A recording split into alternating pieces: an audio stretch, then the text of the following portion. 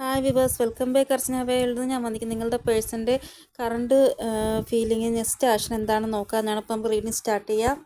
ഇവിടെ നിങ്ങളുടെ person mood swing ഉണ്ടാകുന്നതായിട്ട് കാണാൻ സാധിക്കുന്നു. കോൺടാക്റ്റിലുള്ളവർക്ക് അപ്പോൾ കുറച്ചൊന്ന് ശ്രദ്ധിക്കേണ്ടതായിട്ടുണ്ട്. നിങ്ങളുടെ പേഴ്സൻ്റെ മൂഡ് മാറുന്നതനുസരിച്ച് ഇവരുടെ സ്വഭാവത്തിലും മാറ്റം വരും. അതുകൊണ്ട് നിങ്ങൾ അത് ശ്രദ്ധിക്കുക.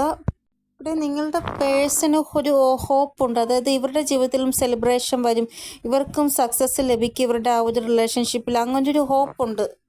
കൂടുതൽ ആൾക്കാരുടെയും പേഴ്സൺ തേർഡ് പാർട്ടി സിറ്റുവേഷനിൽ സ്റ്റക്കായിട്ടിരിക്കുകയാണ്. പക്ഷേ ഇവർക്കൊരു ഹോപ്പുണ്ട്, എങ്ങനെയെങ്കിലും ഇതിൽ നിന്ന് പുറത്ത് വരുവാൻ സാധിക്കുമെന്ന്. പക്ഷേ നിങ്ങളുമായിട്ട് ഭയങ്കരമായിട്ട് ഇമോഷണലി കണക്റ്റഡ് ആണ് ഇവർ. അതുകൊണ്ട് തന്നെ ഭയങ്കര വിഷമമാകുന്നു. നിങ്ങളും വേണം, ഫാമിലിയും വേണം. ആ ഒരു സിറ്റുവേഷൻ അതാണ് പറയുന്നത്. ഒരു വ്യക്തി രണ്ട് സിറ്റുവേഷനിൽ സ്റ്റക്കായിട്ടിരിക്കുമ്പോൾ എവിടെ പോകണമെന്നുള്ള കാര്യത്തിൽ കൺഫ്യൂഷൻ ആയിരിക്കും. ഇവിടെ പോകണോ അവിടെ പോകണോ? രണ്ടുപേരുടെയും കണ്ണിൽ നിന്ന് കണ്ണുനീർ വരുന്നത് ഇവർക്ക് സഹിക്കാൻ പറ്റത്തില്ല.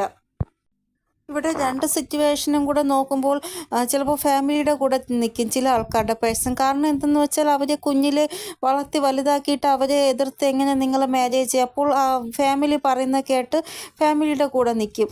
അങ്ങനെയാണ് ചില സിറ്റുവേഷനിൽ ഇങ്ങനെ ഫാമിലി പറയുന്നത് കേട്ട് നിങ്ങളുടെ പേഴ്സൺ നിങ്ങളെ വിവാഹം ചെയ്ത് മറ്റൊരാളെ വിവാഹം ചെയ്യുന്നത്, ഫാമിലി പറയുന്ന ആളെ. ഇവിടെ മെയിനായിട്ടും രണ്ട് സൈഡ് ഇവരെ സ്നേഹിക്കുന്നവരാണ്. ഈ രണ്ടുപേരെയും വിട്ട് കളയാൻ ഇവരെ കൊണ്ട് സാധിക്കത്തില്ല. അതുകൊണ്ടാണ് ഇവർ ഇത്രമാത്രം വിഷമിക്കുന്നത് ദിവസം. ഇവിടെ നിങ്ങളുടെ പേഴ്സൺ എല്ലാം ഇവരുടെ ഭാഗ്യത്തിന് വിട്ടുകൊടുത്തു എന്നാണ് ഇവിടെ കാണാൻ സാധിക്കുന്നത്. എന്ത് സംഭവിക്കുന്നുണ്ടെങ്കിലും ഭാഗ്യത്തിൽ എന്താണോ ഉള്ളത് അത് സംഭവിക്കും എന്നാണ് ഇവർ വിശ്വസിക്കുന്നത്. ഇവർ ആഗ്രഹിക്കുന്നത് നിങ്ങൾക്കിടയിൽ എന്തൊക്കെ സിറ്റുവേഷൻസ് ആണോ ഉള്ളത് അതെല്ലാം കംപ്ലീറ്റ് ആയി എല്ലാം ബാലൻസ് ആവണമെന്നാണ് ഇവർ ആഗ്രഹിക്കുന്നത്. പിന്നെ ഇവർ ചിന്തിക്കുന്നത് ഇവരുടെ ഭാഗ്യത്തിൽ എന്താണോ ഉള്ളത് അത് ഇവർക്ക് ലഭിക്കും, എന്താണോ ഭാഗ്യത്തിൽ ഇല്ലാത്തത് അത് ഇവർക്ക് ഒരിക്കലും ലഭിക്കത്തില്ല. അത് ഞാൻ അക്സെപ്റ്റ് ചെയ്യാൻ തയ്യാറാണ് എന്നും ഉള്ള ഒരു ഹോപ്പ് ഇവർക്കുണ്ട്. ഇവർ പേടിക്കുന്നുണ്ട് ഫാമിലിയും നിങ്ങളെയും വിട്ട് കളയാനായിട്ട്. നിങ്ങളും വേണം, ഫാമിലിയും വേണം, അങ്ങനെയാണ് ഇവർ ആഗ്രഹിക്കുന്നത്. കൂടാതെ ഇവർ രണ്ട് സിറ്റുവേഷനിലും ബാലൻസായി കൊണ്ടുപോകാൻ നോക്കുന്നത് അതുകൊണ്ടാണ്. പക്ഷേ ഫൈനൽ തീരുമാനം എന്തെന്ന് വെച്ചാൽ ഇവർ മാക്സിമം നോക്കും തേർഡ് പാർട്ടി സിറ്റുവേഷനെ എങ്ങനെയെങ്കിലും ബാലൻസിൽ കൊണ്ടുവരാൻ പറ്റിയില്ല എങ്കിൽ നിങ്ങളെ ചൂസ് ചെയ്തിട്ട് നിങ്ങളുടെ കൂടെ ജീവിക്കാൻ പോകുന്നതായിട്ടാണ് ഇവിടെ കാണാൻ സാധിക്കും. കാരണം കമ്മിറ്റ്മെൻറ്റോട് കൂടിയുള്ളൊരു ജീവിതമാണ് ഇവർ ആഗ്രഹിക്കുന്നത്. നിങ്ങളുടെ കൂടെ ഒരു ജീവിതം ഇവർ അത്രമാത്രം ആഗ്രഹിക്കുന്നുണ്ട്. ഇവിടെ ഇവരുമായിട്ട് ഏത് സിറ്റുവേഷനാണോ ഏത് ആൾക്കാരാണോ കോംപ്രമൈസ് ചെയ്ത് പോവാത്തത് അവരുമായിട്ടുള്ള ബന്ധം ഇവർ അവസാനിപ്പിക്കുമെന്നാണ് ഇവിടെ കാണാൻ സാധിക്കുന്നത്. ഇവിടെ നിങ്ങളുമായിട്ടൊരു പുതിയ തുടക്കം ഇവർ സ്വയം മാനിഫെസ്റ്റേഷൻ ചെയ്യുകയാണ്. അതിനുവേണ്ടി ഇവരെ തന്നെ ഇവർ പ്രിപ്പയർ ചെയ്യുന്നതായിട്ടാണ് ഇവിടെ കാണാൻ സാധിക്കുന്നത്. അപ്പോൾ കറണ്ട് ഫീലിംഗ് നോക്കുമ്പോൾ നിങ്ങളുടെ പേഴ്സൺ നിങ്ങൾക്ക് ഫേവറായിട്ട് എല്ലാം ആക്ഷനും എല്ലാം ചെയ്യുന്നതായിട്ടാണ് ഇവിടെ കാണാൻ സാധിക്കുന്നത്. പക്ഷേ ഫാമിലിയും വേണം, നിങ്ങളെയും വേണം. പക്ഷേ കോംപ്രമൈസ് ചെയ്ത് പോകാൻ ഫാമിലി തയ്യാറായില്ല എങ്കിൽ ഫാമിലി അല്ലെങ്കിൽ അതർ സിറ്റുവേഷൻ ഇവർ ഉപേക്ഷിക്കുമെന്നാണ് ഇവിടെ കാണാൻ സാധിക്കുന്നത്. എന്നിട്ട് നിങ്ങളുമായിട്ടൊരു ന്യൂ ബിഗിനിങ് ഉണ്ടാകും. ഇവിടെ ഡെസ്റ്റിനിയിൽ യൂണിയൻ ഉണ്ട് എന്നാണ് ഇവിടെ കാണാൻ സാധിക്കുന്നത്. അതുകൊണ്ട് തന്നെ മാരീഡ് ആയിട്ടുള്ള കപ്പിൾസും അൺമാരീഡ് ആയിട്ടുള്ള കപ്പിൾസിനും ഒത്തിരി യൂണിയൻ ഉണ്ടാകുന്നതായിട്ടാണ് ഇവിടെ കാണാൻ സാധിക്കുന്നത്.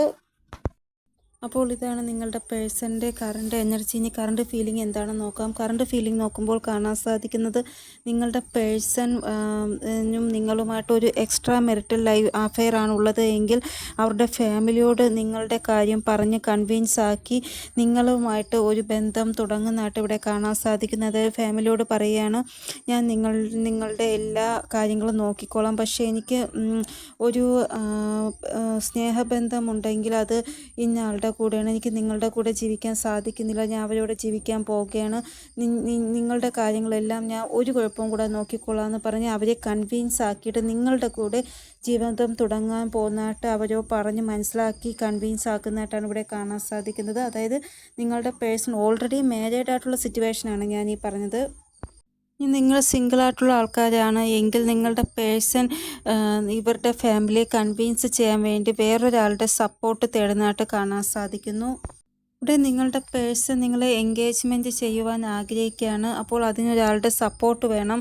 ഇനി നിങ്ങളുടെ പേഴ്സൺ ഓൾറെഡി എൻഗേജ്മെൻറ്റ് കഴിഞ്ഞ ആളാണ് എങ്കിൽ ഒരാളുടെ സപ്പോർട്ട് കൂടി ഫാമിലിയോട് ഈ ഒരു കാര്യം പറയുവാൻ ആഗ്രഹിക്കുകയാണ്. അതായത് ഞാൻ ഈ ഒരു എൻഗേജ്മെൻറ്റിൽ ഒട്ടും തന്നെ സന്തോഷമായിട്ട് ഇരിക്കുന്നില്ല, എനിക്കിത് വേണ്ട, എനിക്ക് വേറൊരാളെ ഇഷ്ടമാണ്, അവരെയാണ് എൻഗേജ്മെൻറ്റ് ചെയ്യാൻ എനിക്ക് ആഗ്രഹമെന്ന് ഫാമിലിയോട് പറയുന്നതായിട്ട് കാണാൻ സാധിക്കുന്നു. അപ്പോൾ ഇതാണ് നിങ്ങളുടെ പേഴ്സൻ്റെ കറണ്ട് ഫീലിംഗ്. നെക്സ്റ്റ് ആക്ഷൻ എന്താണെന്ന് നോക്കാം. ഇവിടെ നിങ്ങൾ പല ആൾക്കാരുടെയും പേഴ്സൺ 2 ദിവസത്തിനുള്ളിൽ നിങ്ങളുടെ അടുത്തേക്ക് വരുമെന്നാണ് ഇവിടെ കാണാൻ സാധിക്കുന്നത്. നിങ്ങളുടെ പേഴ്സൺ നിങ്ങളുമായിട്ട് നോ കോൺടാക്ട് സിറ്റുവേഷനിലാണ് എങ്കിൽ ഇവരും ഭയങ്കരമായിട്ട് വിഷമിക്കുകയാണ്. നിങ്ങൾ മാത്രമല്ല വിഷമിക്കുന്നത്, സിറ്റുവേഷനിൽ ഭയങ്കരമായിട്ട് ഹാൻഡിൽ ചെയ്യാൻ സഫറിങ് അനുഭവിക്കാത്തതായിട്ടാണ് ഇവിടെ കാണാൻ സാധിക്കുന്നത്. 2 സിറ്റുവേഷനിൽ ഒരു സിറ്റുവേഷനിൽ ഇവർ സ്റ്റക്കാണ്. അപ്പോൾ അതിൻ്റേതായ ബുദ്ധിമുട്ട് അവർ അനുഭവിക്കുകയാണ്. ഇവിടെ നിങ്ങളുടെ പേഴ്സൻ്റെ ത്രോട്ട് ചക്ര ബ്ലോക്കേജസ് ഉണ്ട്. അതുകൊണ്ടാണ് നിങ്ങൾ തമ്മിൽ നോ കോൺടാക്ട് സിറ്റുവേഷനിലായിരിക്കുന്നത്. അപ്പോൾ വരാൻ പോകുന്ന സമയം നിങ്ങൾ തമ്മിൽ സംസാരിക്കുന്നതായിട്ടാണ് ഇവിടെ കാണാൻ സാധിക്കുന്നത്. നിങ്ങൾ കുറേ നാളായിട്ട് നോ കോൺടാക്ട് സിറ്റുവേഷനിലാണ് എങ്കിൽ 2 തൊട്ട് 6 ദിവസത്തിനുള്ളിൽ നിങ്ങൾക്ക് നിങ്ങളുടെ പേഴ്സണുമായിട്ട് യൂണിയനിൽ വരാൻ സാധിക്കുന്നതായിട്ടാണ് ഇവിടെ കാണാൻ സാധിക്കുന്നത്. ഇവിടെ ആർക്കൊക്കെയാണ് യൂണിയൻ ആകുന്നത് അവർ ഭയങ്കര എക്സൈറ്റഡ് ആയിട്ടിരിക്കാൻ പാടില്ല. കാരണം ഇവർ ഇപ്പോഴും കമ്മിറ്റ്മെൻറ്റിന് വേണ്ടി റെഡി ആയിട്ടല്ല ഉള്ളത് എന്നാണ് ഇവിടെ കാണാൻ സാധിക്കുന്നത്.